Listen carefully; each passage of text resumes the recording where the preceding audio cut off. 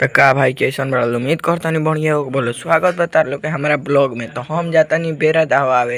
यहाँ पर देखो लो आगल बंचन हमनी के ढेर जानी और हो ये बनौले बड़न बेरा। तो हमनी के जाता सन दहवावे और चलो दिखाओ तनी तोरो लोग के देखो कैसन बा कमेंट में बताई हलो।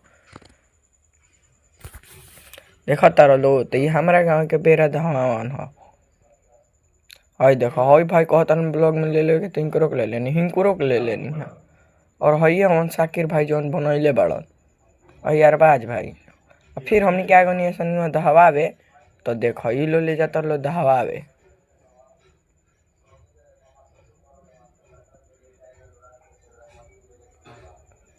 तो देखो केतिए दहवावल जाला देख लो।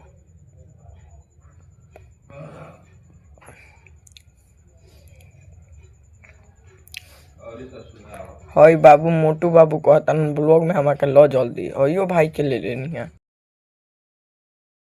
तो का हो भाई कैसा लगल ब्लॉग पसंद हो तो लाइक शेयर कमेंट कर दी तार भाई के।